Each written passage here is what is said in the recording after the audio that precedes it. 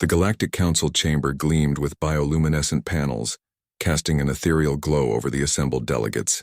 Ambassador Desiree Chen stood at the central podium, her diplomatic credentials displayed on the holoscreen behind her.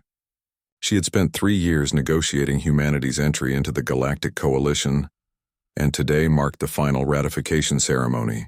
James sat in the human delegation section, his posture relaxed, almost casual.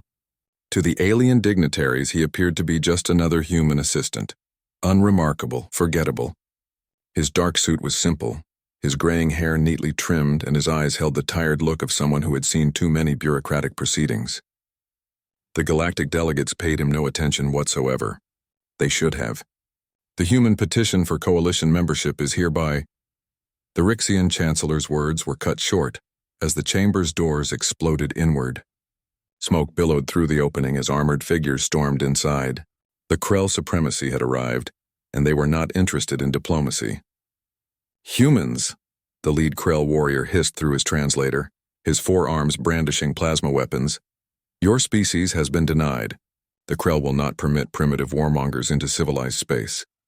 The other delegates scattered, their multiple appendages carrying them toward emergency exits with surprising speed. Within seconds, the Grand Chamber had emptied, leaving only Desiree, James, and 24 Krell shock troopers between them and freedom. Desiree's hand instinctively moved toward her panic beacon, but a plasma bolt vaporized the podium inches from her fingers. She stumbled backward, her heart hammering against her ribs. "Ambassador Chen," James's voice cut through the chaos, calm as still water.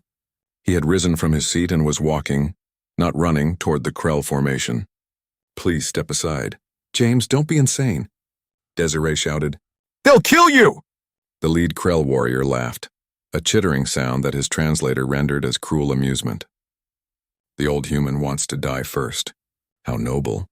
He raised his primary weapon. "I wonder if all humans bleed red or if—" He never finished the sentence.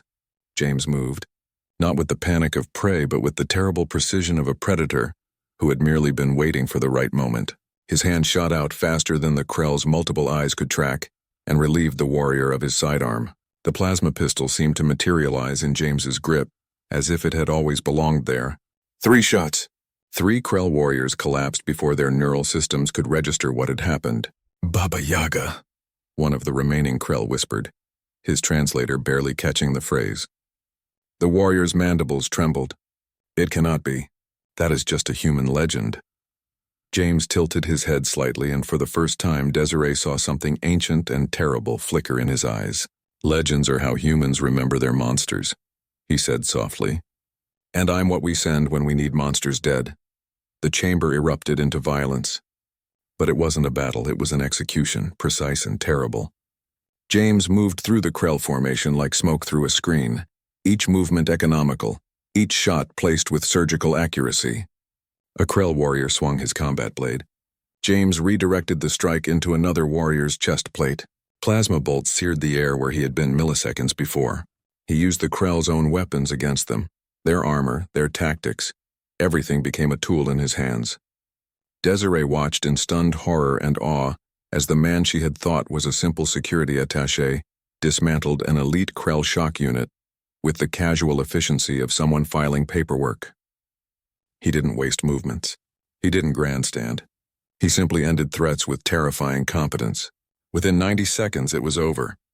24 Krell warriors lay motionless on the polished floor of the council chamber. James stood in the center, not even breathing hard, the borrowed plasma pistol hanging loose in his grip.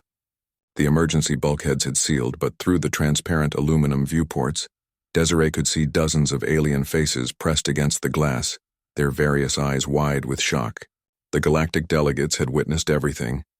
"James?" Desiree breathed, finding her voice at last. "Who? What are you?" He turned to her, and the terrible shadow faded from his expression, replaced by the tired, bureaucratic look she had known for 3 years. "I'm your security attaché, Ambassador. Nothing more." "The Krell called you Baba Yaga." James set down the plasma pistol carefully, as if it were delicate crystal. "Before I joined the diplomatic corps, I had another career. The kind humanity doesn't advertise to potential allies." He straightened his tie, which had somehow remained perfectly knotted throughout the carnage. "Earth's government thought it prudent to send someone with Particular skills. To protect our first diplomatic mission. You're an assassin. I prefer conflict resolution specialist, James said with the ghost of a smile. But yes, Ambassador. When Earth was a fractured world of competing nations, I resolved conflicts that couldn't be settled with words. They called me many names. Baba Yaga was one of them. The boogeyman. The one you send to kill the boogeyman. The chamber's communication systems crackled to life. The Rixian Chancellor's voice, shaken but formal, echoed through the space. Ambassador Chen, the Council has convened an emergency session. In light of recent events, we have unanimous consent for immediate ratification of humanity's coalition membership. Desiree blinked. Unanimous? The Krell supremacy has withdrawn its objection, the Chancellor continued. Additionally, several member species have requested information about establishing formal military cooperation agreements with Earth. Specifically, they wish to discuss the training protocols for human security attachés. James allowed himself a small, satisfied smile. Fear is a terrible foundation for peace, Ambassador. But respect we can work with. As the emergency bulkheads began to rise and delegates cautiously re-entered the chamber, Desiree watched them give James a wide berth. They looked at him the way prey animals watched apex predators, with the understanding that survival depended on not being perceived as a threat. Humanity had joined the Galactic Coalition not through pleading or begging, but by demonstrating what they had tried to downplay. That humans, when pressed, were capable of stunning violence delivered with cold precision. The galaxy had been introduced to humanity's monsters, and in that introduction found a species they could respect. Desiree stepped closer to James and lowered her voice. Were you always planning for this? Ambassador, James replied quietly, adjusting his cufflinks. I've been doing this job for a very long time. I've learned that the galaxy respects strength, not aggression, but the capacity for it held in check by choice. He glanced at the recovering delegates. Today they learned that humans choose peace, but we can choose otherwise.